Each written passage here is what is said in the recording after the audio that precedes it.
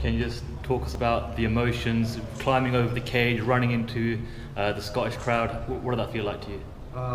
You know, it was emotional in there, emotional going out. I usually keep myself calm and just switch off. Coach told me to embrace the moment, you know, enjoy it with my people and around there. And the hairs in the back of my neck stood up, and even your hair would have stood in. You know? And as soon as the shot landed and I knocked him out, you know, it was like, think about pausing something, then hit fast forward. Just surreal. Felt overcome with emotion, you know, I just wanted out of there, and unfortunately there was a cage in front of me. From the moment I jumped over the cage and just tried to get away from everybody, but it didn't get very far. From the moment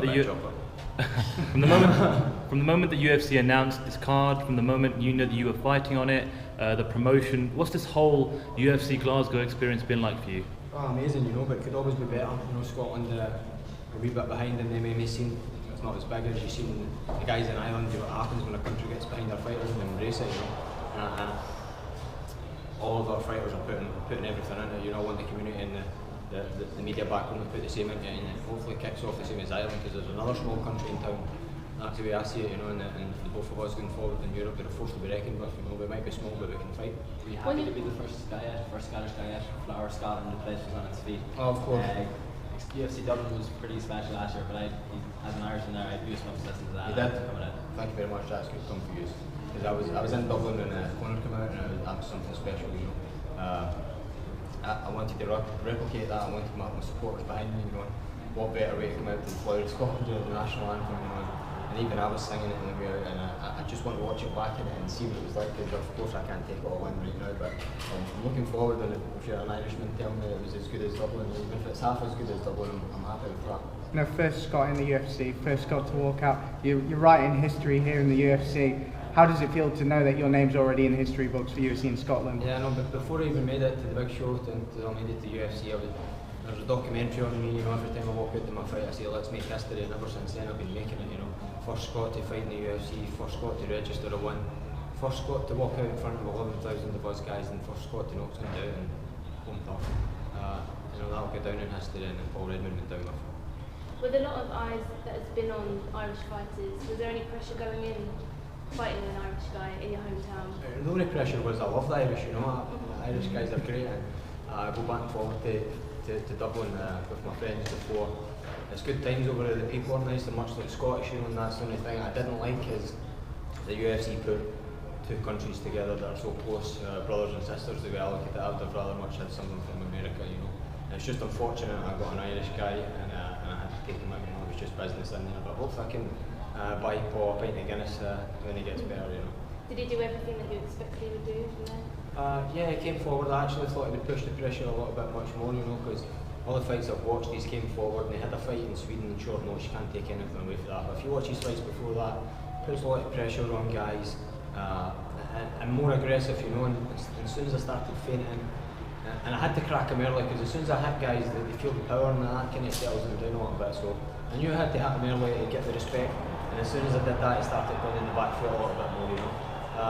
He's a natural 155 and he dropped down to 145, you know, it was a terrible weight cut. I knew it would have been tough for him to get to that weight, and try to sustain that for 15 minutes. I know it was going to be tough for him. When you're cutting that much weight, you're taking that much fluid out of the body, the fluid comes from the brain everywhere, you know. And I knew as soon as I cracked him, he wouldn't have the same staying power as he did at 155. So that's why I wanted to get my hands on him early and let him know.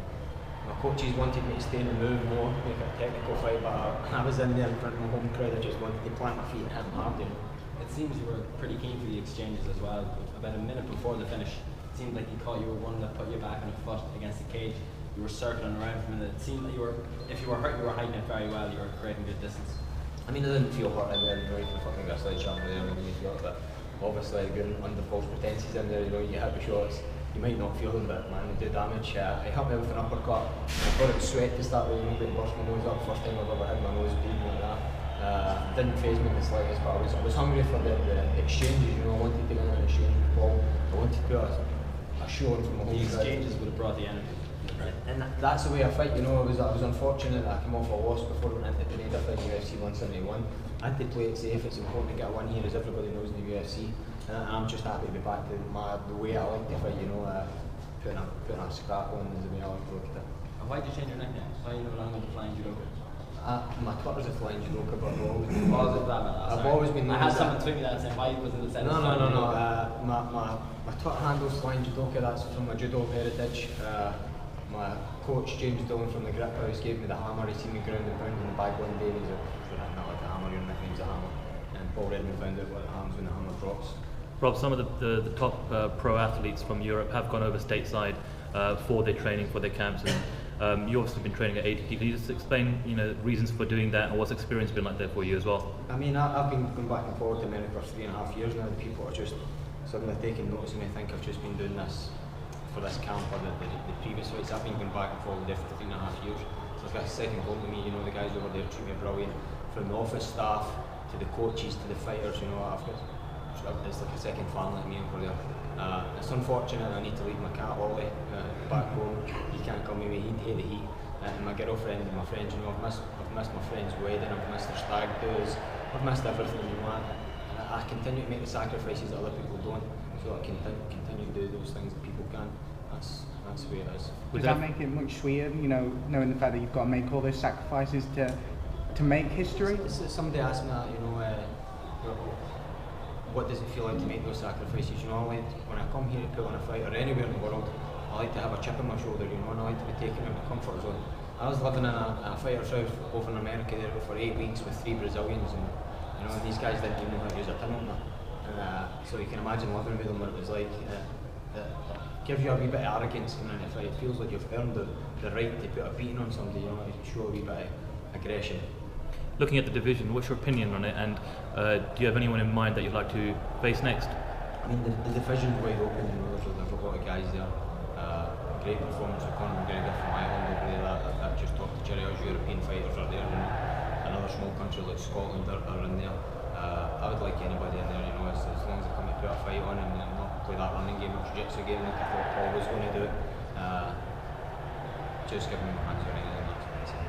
Would you like to be the next breakout star from Scotland, like Conor did with Ireland? I am the next breakout star from Scotland, not would I like to be. Who else has done that in Scotland?